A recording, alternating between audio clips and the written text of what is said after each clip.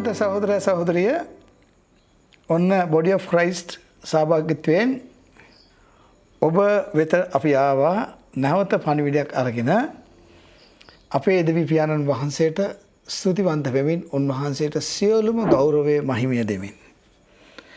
ඉතින් අපේ දෙවෙනි සීරීස් එක කියලා මතක් කරන්නම් මොකද්ද මේ කියන්න හදන්නේ කියලා. ඒ කියන්නේ අපි අවුරුද්දකුත් මාස 3කට වැඩි කාලයක් අපි කිසිම වීඩියෝ එකක් එවන්න නැතුව හිටියා. දැන් අපි ආයි පටන් ගත්තා. ඒ පටන් ගත්ත එකට අපි කියන්නේ දෙවෙනි සීරීස් එක කියලා. නමුත් අපි ඒ සීරීස් එක දෙආකාරයකට ලයින් දෙකකට යන්නයි යන්නේ. ඒ කියන්නේ කරගෙන ආපු අලුත් ගිවිසුමේ අභිරහස දිගටම කරනවා. අලුත් ගිවිසුමේ අභිරහස කියලා ඉවර කරන්න බෑ. ඒක ක්‍රිස්තුස් වහන්සේගේ දවස දක්වා.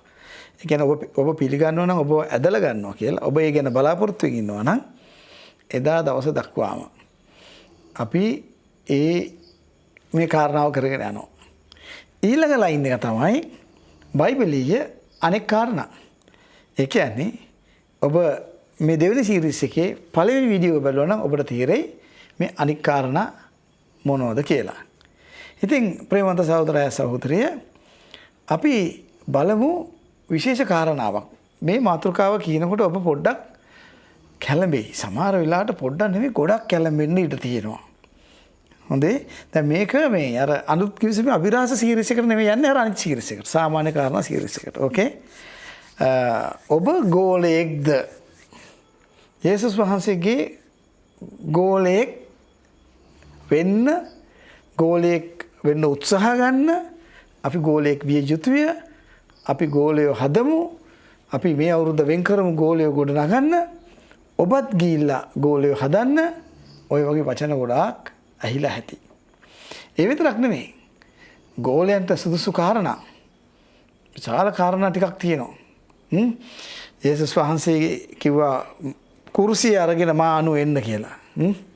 ඕලගේ කුරුසිය අරගෙන මා අනු එන්න කියලා කියනවා. එතකොට බරපතල කාරණාවක් ඒකත් හරිනම් වීඩියෝ එකකින් උගන්වන්න ඕනේ. මේ කුරුසිය අරගෙන යනවා කියලා කියන්නේ මොකක්ද කියලා. ඒ කොහොම වුණත් අපි මේ ගෝලයන්ගේ කාරණාව පොඩ්ඩක් බලමු. ඔබ ගෝලෙක්ද කියලා ඔබට දැන් විමසන්න පුළුවන්. මේක මම තව පොඩි ආරම්භයක් දෙන්නම් මේකට. මේ මෑතකදී මාස 3ක් 4කට විතර කලින් ගොඩාක් වේසමාංශ වෙලා පාරේ ගිහිල්ලා සුභාරංචිය කියන සහෝදරයෙක් මට මුණ ගැහුණා. ඒ කියන්නේ මම දන්නවා එයා වඳුරනවා. ඉතින් අපි දවල් කෑමක් කමු කියලා මුණ ගැහුණා. ඒ මුණ ගැහිලා අපි කතා කරගෙන යනකොට එකපාරටම එයා කිව්වා ඉතින් අපි ගෝලයෝ හැටියට අපිට ගොඩක් දුක් විඳින්න ඕනේ නේද කියන වචනයක් කිව්වා. එතකොට මම මේ සහෝදරයන් ඇහුවා ඔයා යේසුස් වහන්සේගේ ගෝලයෙක්ද කියලා. එයා කිව්වා ඔව්. ඇයි ඔයා කියන ප්‍රශ්න අනිත් පැත්තට ඇහුවා. දැන් සමහරවිට මේ වීඩියෝ එක ඒ සහෝදරයාත් දකි. ඉතින් මං කිව්වා මම ගෝලයෙක් නෙවෙයි කියලා. ඔන්න දැන් ඔබ දැන් බලන්න මේ මොකද්ද මේ කියලා. දැන් ඔන්න උත්තරේ ලැබුණා මම ගෝලයෙක් නෙවෙයි. එතකොට ඔබතුමා කවුද? සහෝදරයා කවුද එතකොට? බලන කෙනා දැන් කියන්නේ අපි නම් යේසුස් වහන්සේ ගෝලයෝ. අපි නම් ගෝලයෝ. අපි උත්සාහ ගත්තා එහෙම වෙන්න අපි උත්සාහ ගන්නවා තවදුරටත් අපි පුළුවන් නම් තවත් ගෝලයෝ හදනවා කියලා කියනවා. ඉතින් වචනේ අපි පොඩ්ඩක් බලමු. බැලුවම අපිට තේරෙනවා මේ මොකක් හරි පැටලවිල්ලක් වෙලා කියලා. මම තව උදාහරණයක් කියන්නම්කෝ. ගෝලයා ඉංග්‍රීසි වලින් කියන්නේ disciple. ගෝලයෝ 12 දෙනා. 12 disciples. ඔන්න අල්ලගන්න. මේ disciplesලා පසුව apostles වුණා. ගෝලයෝ අපොස්තලවරු වුණා. බලන්න යූදාස් ඉස්කාරියොට් මොකද උනේ කියලා. යූදාස් ඉස්කාරියොත් ගෝලයෙක් විදියටම මරුණා. ඒ අපොස්තලවරයෙක් නෙවෙයිනේ. ඒ මොකද අපොස්තලවරයෙක් නොවුනේ. කොහොමද? 12 ඇතුළේ හිටියානේ. ඒතර අපොස්තලවරයෙක් කියන්නේ කවුද කියලා අපිට වෙනම බලන්න වෙනවා. එහෙනම් දැනට මතක තියාගන්න ගෝලයෝ තමයි අපොස්තලවරු උනේ. හරි. එතකොට අපොස්තලවරු නොවෙච්ච ගෝලයෝ නැද්ද? බයිබලේ ඉන්නවා. ඒ දවස්වල ගෝලයෝ උන්වහන්සේ අනු ආපු උන්වහන්සේව අදාහගත්ත ගෝලයෝ කියලා පැහැදිලිවම කියනවා. එහෙමයි ඉන්නවා. දැන් බලන්න නෙමෙයි දැන් එහෙම ගෝලයෝ ඉන්නවද කියලා. අපි යේසුස් වහන්සේගේ ගෝලයෝ කියලා බොහොම ආදරයෙන් ජොලිතකමින් කියන සහෝදර සහෝදරියන්ට තමයි මේ පණිවිඩය ගේන්නේ. රයිට්. මතෙව් පොතේ 10 වෙනි පරිච්ඡේදයේ හොඳට පැහැදිලිව පේනවා මාතෘකාවත් එක්ක මේ මාතෘකාවේ තියෙන ප්‍රේරිතයන් කියලා තියෙන්නේ. එතකොට disciples ගෝලයෝ 12 දෙනා යැවීම. මොකද මේ ප්‍රේරිතකම එන්න කලින් ගෝලයෝ ඒගොල්ලෝ මම කලින් කිව්වා වගේ ප්‍රේරිතකම ලැබෙන්නේ යම් කිසි කාරණාවකට පස්සේ. යම්කිසි කාරණාවක් පස්සේ. හරි. හොඳයි. අපි අද ඒක කතා කරන්නේ නැහැ. තවද උන්වහන්සේ කියන්නේ මතෙව් 10. තවද උන්වහන්සේ තමන් ගෝලයන් 12 දෙනා තමන් ළඟට කැඳවා. දැක්කද? එතන ගෝලයන් කියලා තියෙනවා. මාතෘකාවේ තමයි ප්‍රේරිතයන් කියලා තියෙන්නේ. තමන් ළඟට කැඳවා සියලු ආකාර බලය සහ සියලු ආකාර රෝග සුව කිරීමටද ඔවුන්ට බලය දුන්සේක. ප්‍රේරිතයන් 12 දෙනාගේ නාමවල කියලා ඔන්න නම් ටික තියෙනවා. දැන් ආයෙ ප්‍රේරිතයන් කියලා කියනවා. දැන් ඔබම කල්පනා කරන්න ගෝලයන් කියනවා ප්‍රේරිතයන් කියනවා. ඒ දෙකම එකයි වෙන්න ඇතිනේ කියලා හිතනවා. නෑ මතක තියාගන්න මේ පොත් ලිව්වේ යේසුස් ක්‍රිස්තුස් වහන්සේ අන ගහලා තැන්පත් කරලා උන්වහන්සේ මලුන්ගේ නැගිටලා ගිහිල්ලා ශුද්ධාත්මයන් වහන්සේව එව්වයින් පස්සේ තමයි පොත් ටික ලියන්නේ. තේරුම් ගන්න. රයිට්. හොඳයි. එතකොට මේ නම් ටික ඔක්කොම කියලා මෙන්න මෙහෙම කියනවා. මේ 12 දෙනා පස්වෙනි පදේ මේ 12 දෙනා යවමින් ඔවුන්ට මෙසේ අණ කළසේක. ඔන්න අණක් දුන්නා. යේසුස් වහන්සේගේ අණ දැන්. ඔබ කාගේ ගෝලෙක් හරි වුණත් ඔබට ඒ අණ පිළිගන්න වෙනවනේ. දැන් ඔබ යේසුස් වහන්සේගේ ගෝලෙක් නිසා ඔබට ඒ අණ පිළිගන්න වෙනවා. දැන් අපි බලමු මොකද්ද මේ අණ කියලා. අන්‍ය ජාතීන්ගේ කිසි මාවතකට නොගොස්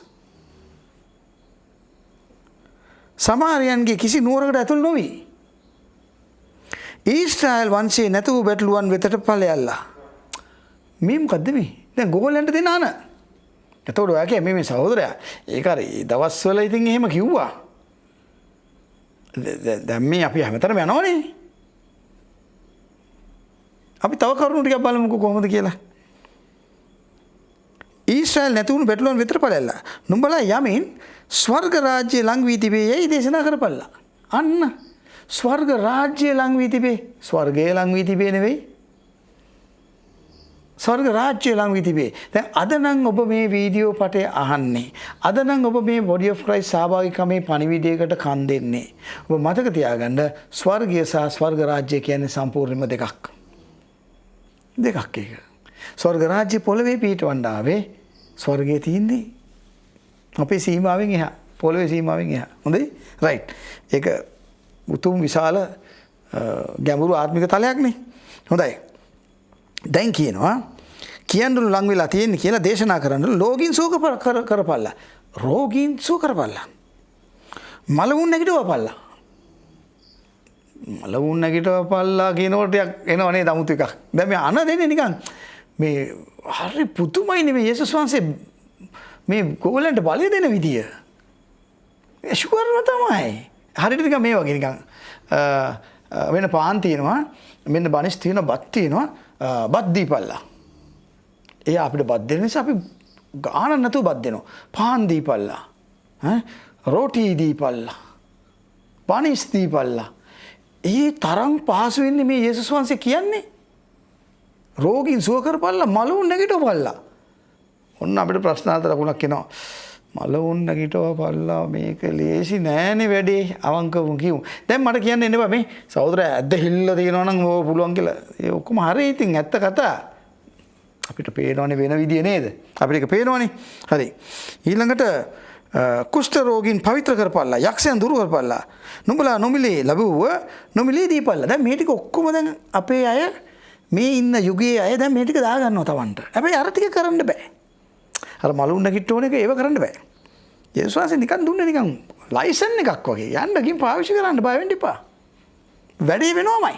ඒ තරම් ෂුවර්. නුඹලාගේ පසුම්බිය වල රන්වත් රිදීවත් පිත්තලවත් නොගනිල්ලා. ඒ මොකද්ද වටනා කිසිම දෙයක් ගෙනියන්න එපාලු. ගමනට මල්ලක්වත් තබා දෙකක්වත් එතන භාෂා පරිවර්තනයක්. වහන්වත් සෙරප්පු දාන්නත් බෑ, ෂූස් දාන්න බෑ, සපත්තු බෑ, සැන්ඩල්ස් බෑ. ඔබ ගෝලයෙක්ද? යේසුස් වහන්සේගේ. මේ අපහාසයට අහනව නෙවෙයි සහෝදරයා සහෝදරිය. මේ වචනේ පොඩ්ඩක් හරිගස්සගෙන අපේ පැති පොඩ්ඩක් හදාගමු. ඔබ සපත්තු දාගෙන දැන්නේ. සුභාරංචිය දේශනා කරන්න. සැන්ඩල්ස් දාගෙන දැන්නේ. දාගෙන යන්න එපාලුනේ. දාගෙන යන්න එපාලු. සැරයටියක්වත් සපයා නොගනින්න. මක් නිසාද වැඩ කරුවාට තමාගේ කෑම ලැබෙන්න ඕනේ අය. සල්ලි ගෙනියන්න බෑ. කාර් වල යන්න බෑ. නෑ ඒ කාලේ ඉතින් මේ තිබිච්ච විදිය නේ. දැන් ඉතින් කාර් වල බයිසිකල් මොටරසයිකල් යන්න වෙනවනේ. එතකොට එදා ශුද්ධාත්මයන් වහන්සේ මේව දන්නේ නැහැ. එදා යේසුස් වහන්සේ මේව දන්නේ නැහැ. මෙම යුගයක් එයි කියලා දන්නේ නැහැ. එතෙන්දී අපි අපිට ඕන විදිහට හරව ගන්නවද? right තව චුට්ටක් යමු. මක් නිසාද වැඩ කරුවාට තමයි කෑම ලැබෙන්න යුතුයි. නුඹලා කොයි නුවරකට නමුත් ගමකට නමුත් ඇතුළු කල අන්න. එයි සුදුස්සා කවුදයි විභාග කොට. පිටත් යන තුරු එහිම නැවතී සිටපල්ලා. අනේ මගේ සහෝදරයා සහෝදරිය එහෙම කරනවද? ඔබ යනවා මාරගමට අතුරුගිරියට. ඒ පැත්තකට ගිහිල්ලා කාටද පණිවිඩයක් දීලා එයා ගැලවීම ලැබලා යේසුස් වහන්සේ වදාහන ඔබ එහි නැවතලා සිටිනවද? ඔබ ගෝලෙන් නැවතලා සිටින්න වෙනවා. ගෙදරට ඇතුල් වෙන විට ඊට ආචාර කරපල්ලා. හරි. මොකක් හරි සමාදානය වේවා. ඒ වගේ වචනයක් කියන්න ඕනේ. අපේ අය කියන්නේ ජේසු පීඨයි. නේද? ජේසු පීඨයි කියලා යනවා. ගෙයි වැසියෝ සුදුසු නම් නුඹලාගේ සමාදානයේ ඒ පිටට පැමිණෙයි. නමුත් නුසුදුසු නම් නුඹලාගේ සමාදානයේ නැවත නුඹලා කරා පැමිණෙනවා ඇත. මේ මොකද්ද මේ? ඉතින් අමුතු පැත්තක් යේසුස් වහන්සේ කියාගෙන එනවා. හොඳයි. කවරෙක් නමුත් නුඹලා පිළිගන්නේවත් නුඹලාගේ වචන අසන්නේවත් නැත්නම් ඒ ගෙදරින් හෝ නුවරින් හෝ පිටත්ව යන කල නුඹලාගේ පාදවල දූවිලි ගසා දමපල්ලා. මගේ සහෝදරයා සහෝදරිය එහෙම කරනවද? කරන්නේ නැත්නම් ඔබ ගෝලයෙක් නෙවෙයි. කරන්නේ නැත්නම් ඔබ ගෝලයෙක් නෙවෙයි. මේක කරන්න වෙනවා පිළිගත්තේ නැති කෙනාට ගහන්න වෙනවා දූවිලි පොළවේ ගහලා ඉන්න වෙනවා සපත්තු වල. පාදවල නුඹලාගේ පාදවල. ඒ කියන්නේ සපත්තු දාගෙන යන්න බෑනේ. පාදවල දූවිලි ගසාපල්ලා. සැබෑවක් නුඹලාට කියමි විනිශ්චය දවසේදී ඒ නුවරට වඩා සොදොම් සහ ගොමෝරාව රටට ඉවසීම පහසු වන්නේය. ඒතර පොඩි නිකන් ඉඟියක් තියෙනවා. විනිශ්චය දවසේදී සොදොම සහ ගොමෝරාවට ටිකක් පහසුයිලු. මේගොල්ලන්ට එච්චර පහසු වෙන්නේ නැලු. කවුද අනේ මේ එහෙම අය කවුද මේ? වෘකයන් මැදට බැටළුවන් මෙන් මම නුඹලා යවමි. දැන් අපේ අය හරි ආඩම්බරෙන් කියනවා මේක. අපි වෘකයෝ මැද්දට යන්නේ බැටළුවෝ වගේ. පරමියන් මෙන් අහිංසක සිටපල්ලා. නමුත් මනුෂ්‍යයන්ගෙන් ප්‍රවේශම් වෙයල්ලා. ස්වාමීනි මනුෂ්‍යයන්ගෙන් ප්‍රවේශම් වෙයල්ලා මනුෂ්‍යයන් ළඟට යන්නේ. අර වෘකයන් කිව්වේ නිකන් උදාහරණයකට වගේනේ. අපි බැටළුවෝ වගේ කියන එකනේ. ඒතර මනුෂ්‍යයන්ගෙන් ප්‍රවේශම් වෙන්න කියන්නේ මොකක්ද තේරෙන්නේ නැහැ. ඔව් මේ ගෝලකම හරියට තේරෙන්නේ නැති නිසා තමයි තේරෙන්නේ නැත්තේ. තව පොඩ්ඩක් බලමු. මක් නිසාද ඔවුන් නුඹලා මන්ත්‍රණ සභාවලට පාවා දී. අපි දැන් හදාගන්න මන්ත්‍රණ සභාවකට එකක් අපි නමක් හදාගන්නවා. මේගොල්ලෝ අපි පොලිසියට අල්ලලා දෙනවා.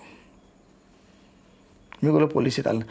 ඕගොල්ලෝ කියේ මේ සහෝදරයා ඔයා මේ නිකන් මේ මොකද්ද මේ නිකන් මොකද්ද ඔය කියන්න හදන්නේ නිකන් පණිවිඩ දෙන්න යන්න එපාද?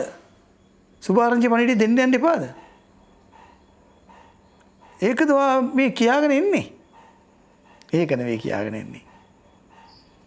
ගෝලයෝ කියන එක අපි පටලව ගත්තද? ගෝලයෝ කියන එක පටලව ගත්තද? ඊට පස්සේ කියනවා නුඹලාට මන්ත්‍රණ සභාවට පාවාදී ඔවුන්ගේ සිනගෝග වලදී නුඹලාට තලනවා ඇත. ඔවුන්ගේ සිනගෝග? සිනගෝගත් නැහැනේ. දැන් ඒකට මොකක් හරි දාමු. අරකට නම් පොලිසිය කියලා දාගත්තා. අපි දාගමු පල්ලි වලට. අපි පල්ලි වලට එකක් ගිල්ල ගහනවා. නුඹලා බාර දෙනවා. නුඹලා මා නිසා මේ අන්‍ය ජාතීන් සමා වෙන්නත් නුඹලාට තලනවා ඇත. ඔවුන්ටද අන්‍ය ජාතීන්ට සාක්ෂියක් පිණිස. ඔවුන්ටද අන්‍ය ජාතීන්ටද? අන්න ඉංගියක්. මනුෂ්‍යයන්ගෙන් ප්‍රවේශම් වෙයල්ලා කියලා කිව්වනේ. ඔවුන්ටද අන්‍ය ජාතීන්ටද සාක්ෂියක් වන පිණිස නුඹලා මා නිසා ආණ්ඩුකාරයන්ද රජුන්ද ඉදිරියට ගෙන යනවා ඇත.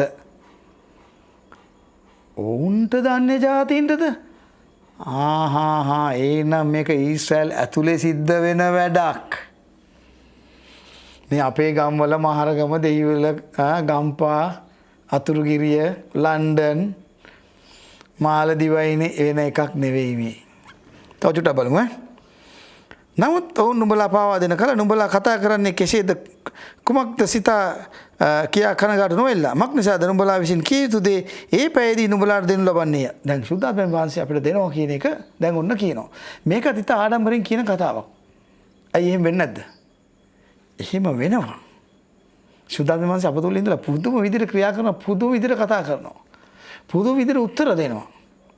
හැබැයි මේ කියාගෙන ආපු මේ ගෝලයන්ගේ කාරණා, ගෝලයන්ට සුදුසු කාරණා, ගෝලයන් යවද්දි මෙන්න මෙහෙම යවන්න කියලා කිව්ව කාරණා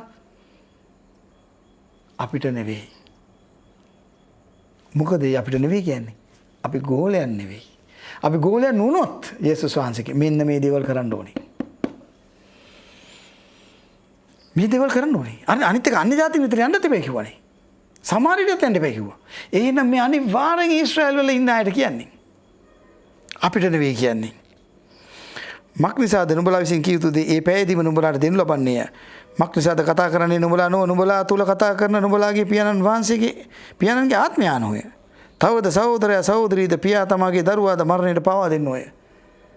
මේ ඊශ්‍රායල් ඇතුලේ සිද්ධ වෙන වැඩක්. ඒ දවස්වල සිද්ධ වුණා.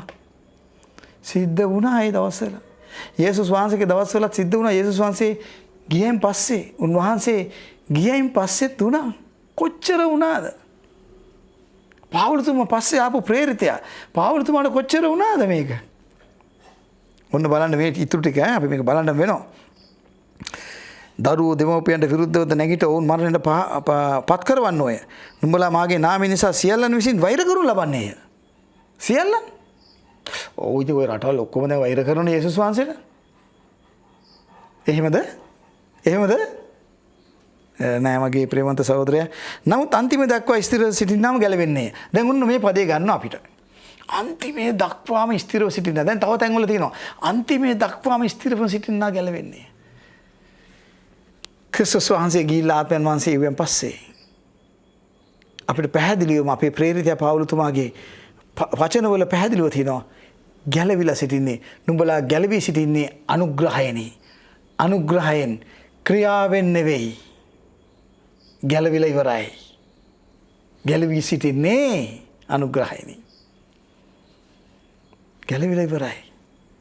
තව චුට්ටක් බලන්න වෙන වැදගත්ම ටික.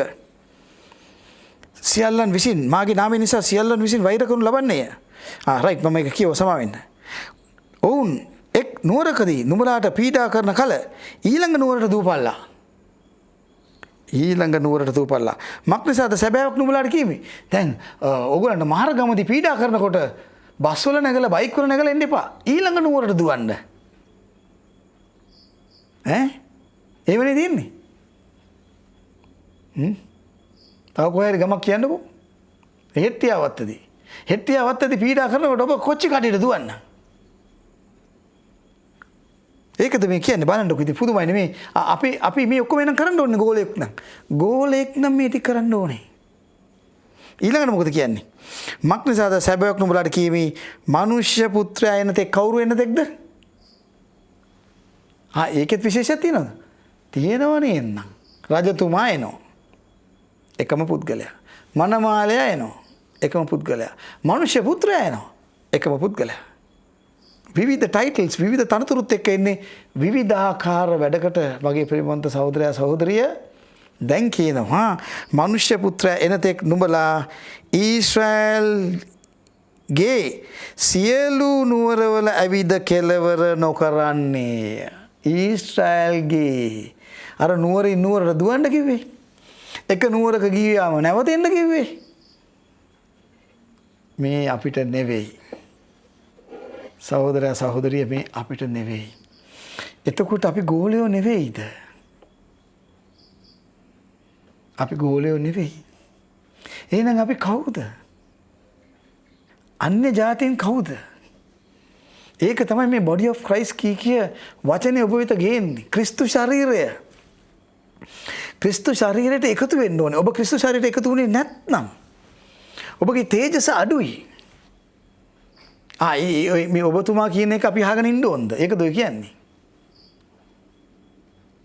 වචනෙත් එක්ක ගලපන්න.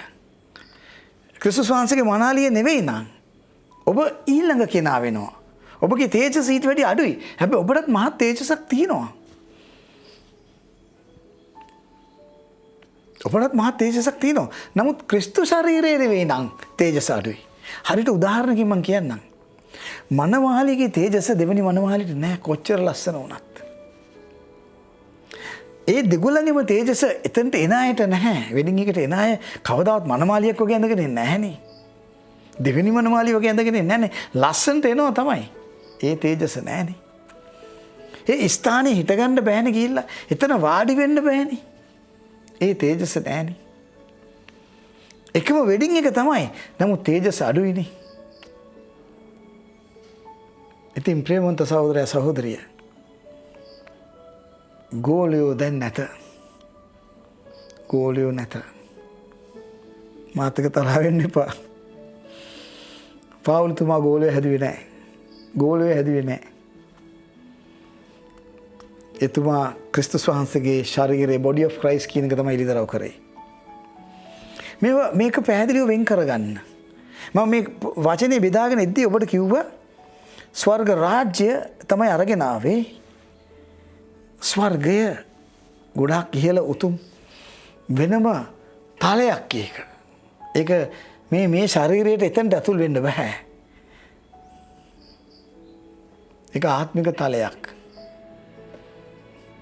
ඉතින් ප්‍රේමවන්ත සහෝදරයා සහෝදරිය අවසාන වශයෙන් දෙවියන් වහන්සේට ස්තුති කරමින් මම ඔබට යමක් කියන්නම්. එවන්න ඔබගේ අදහස්. හැබැයි යේසුස් වහන්සේව අදහන කෙනෙක්ගේ ස්වරූපයෙන් එවන්න. ඔබ ප්‍රශ්න අහන්න, විරුද්ධකම් දක්වන්න ප්‍රශ්නයක් නැහැ. හැබැයි අර යේසුස් වහන්සේව අදහන, ක්‍රිස්තුස් වහන්සේව අදහන ස්වරූපයක් ඒ ස්වරූපයෙන් ඉදිරිපත් කරන්න ඔබගේ කාරණා. ඔබට විරුද්ධ වෙන්න පුළුවන්. වචනේ ඔබට තව දේවල් ඇති අදහස් ඔබට ඒව ඉදිරිපත් කරන්න පුළුවන්. ඒක කරන්න. හොඳයි. දෙවි පියාණන්ට මහිමය ගෞරවය අපේ යේසුස් ක්‍රිස්තුස් වහන්සේගේ නාමයෙන්